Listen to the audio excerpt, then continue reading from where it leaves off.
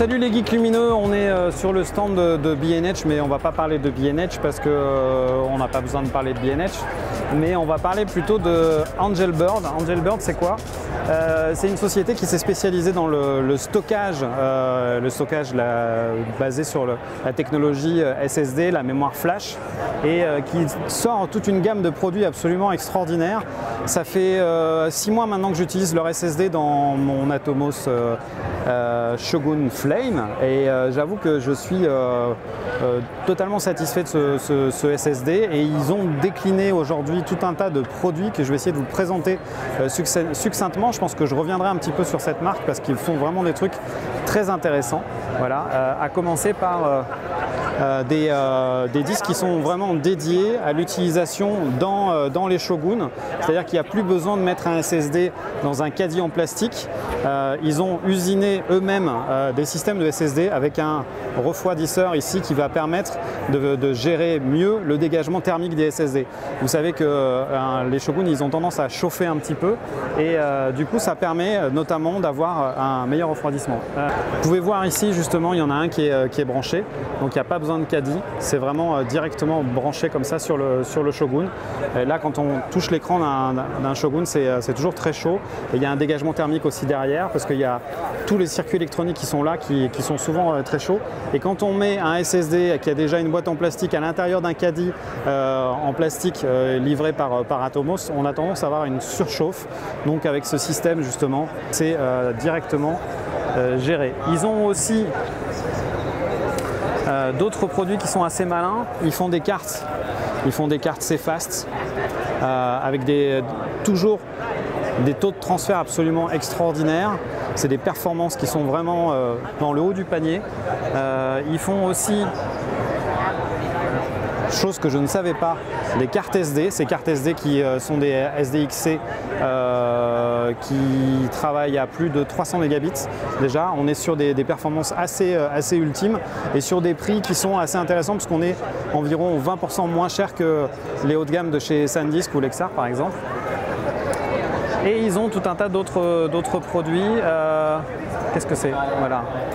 Ils ont des petits SSD comme ça que vous allez pouvoir utiliser dans n'importe quelle station de travail. On a la possibilité de brancher un système de dock ici qui est assez génial. Donc vous branchez ça sur le... Bien entendu, je le mets à l'envers. Ok. Et le truc qui est cool, c'est que justement, ça tient. Ici de l'autre côté, on a un port USB type C. Et toujours des performances, des taux de transfert assez hallucinants. On est au-delà de 500 mégabits à la seconde. Ok, il y a des capacités, c'est 500 gigas, 1 Tera, 2 Tera. Il y a un système de protection contre la surcharge, il y a un système de protection contre les températures, il y a un système de protection contre les rayons X quand vous passez les portillons dans les aéroports. Il y a tout un tas de trucs, enfin, c'est absolument génial. Et l'autre particularité, c'est que vous pouvez faire graver n'importe quoi quand vous commandez directement sur le site. Vous pouvez faire graver par exemple votre numéro de téléphone si vous avez peur de le perdre, on vous le renvoie, ou une marque qui va pouvoir éventuellement brander le disque directement. Il suffit de taper quelque chose sur leur site internet, et même à partir de une unité, vous pouvez avoir un disque personnalisé. Je vais vous montrer par exemple, donc là on est sur le site pour acheter un mini SSD tout petit, hein. Je vous rappelle que c'est ridicule comme ça. Okay. Et là je vais taper donc mon nom par exemple, je vais taper Emmanuel, alors c'est un clavier QWERTY. Ok. Et donc voilà, si j'appuie sur Save ici, et je peux lancer la commande, et je vais avoir directement les disques qui vont être commandés et gravés à mon nom. Bien entendu, j'aurais pu mettre un numéro de téléphone ou un email, comme ça si on le perd, eh ben, on peut le retrouver. Autre chose qui est hyper importante et que je n'ai pas mentionné encore, c'est que quels que soient les modèles, que ce soit des SSD internes ou externes, le trim est géré sur le Mac. C'est les seuls fabricants qui proposent justement nativement le trim sur les modèles de SSD externes ou internes.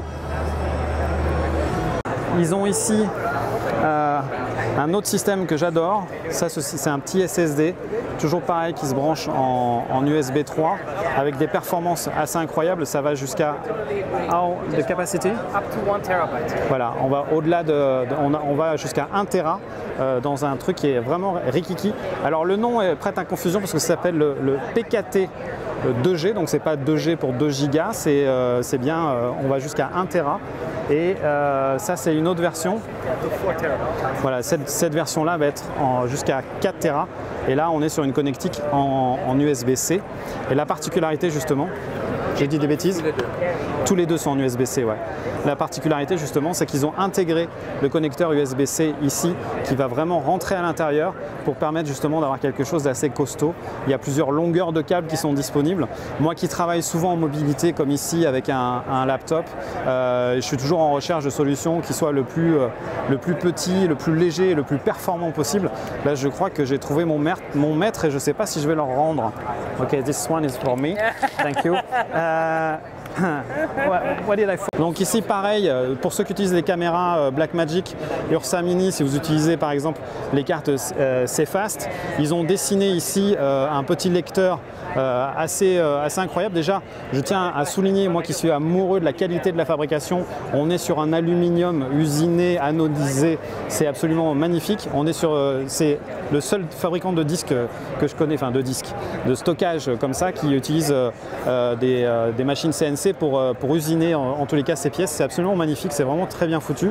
Et là, on a un double lecteur de CFast, et si vous le branchez avec le même câble que celui que j'ai dans la poche, j'espère qu'il va oublier.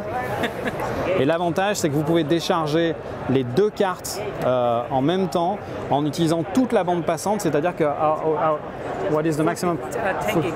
1 gigabyte per second. Ok, 1 gigabyte, 1 gigabit par seconde en tous les cas. Donc en fait, on peut décharger deux cartes en même temps en utilisant toute la bande passante de l'USB-C, et c'est absolument merveilleux. Voilà. Et il y a aussi, bien entendu, un câble avec un connecteur USB classique. Ok, et on va pouvoir changer. Ah. C'est robuste. C'est robuste, donc ça résiste forcément. Voilà, vous voyez, en fonction de la machine que vous avez, de l'autre côté, vous pouvez mettre soit USB-C, soit USB classique. Voilà. Et tous les câbles sont livrés avec. C'est génial. Ils font aussi... qu'est-ce qu'ils font aussi? J'ai oublié de dire des trucs. Ça aussi, c'est pas mal. Vous savez, sur les derniers MacBook Pro, qui n'ont que de l'USB-C, on manque de connecteurs classiques. Donc là, ils ont un petit hub absolument très malin aussi.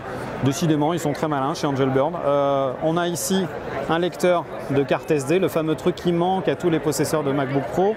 On a la possibilité d'avoir un connecteur USB-C pour pouvoir recharger et alimenter quelque chose. Ici, on a deux connecteurs USB 3 classiques. Et ici, on a un port HDMI qui a... HDMI, 30 Hz. Ok. Ici, sur le HDMI, on sort du 4K jusqu'à 30 Hz. Voilà. Et de ce côté-là, à l'arrière, on a une prise Gigabit Ethernet. Voilà. Et ça, c'est pareil, c'est un petit truc très utile. J'ai pas encore le dernier MacBook Pro parce que j'attends qu'ils aient fini leur connerie pour acheter la prochaine génération. Mais je pense que quand je vais craquer pour la prochaine génération, je vais prendre ça aussi dans ma poche. Merci beaucoup. One also thing, you give me a phone also. it would also work on the Windows or Android phone with Type-C, so you can also have Ethernet here as well as the ça c'est dingue ça. Ça c'est incroyable. Donc ici vous avez un smartphone de chez Microsoft. Ça existe encore ça? Oui, donc et le truc qui est rigolo, c'est que ça marche sur donc les smartphones Microsoft ou Android. Pardon, qui sont équipés de prises USB type C. Vous allez pouvoir justement avoir de l'Ethernet et tous ces périphériques aussi. Voilà, moi je suis bluffé, sincèrement. Je ne pensais pas qu'Angelbird faisait tous ces trucs-là. Je pensais qu'il faisait juste des SSD de très haute performance. Et là, voilà, du coup, je repars aussi avec un téléphone. Voilà. Allez, merci beaucoup. Ok, that's cool.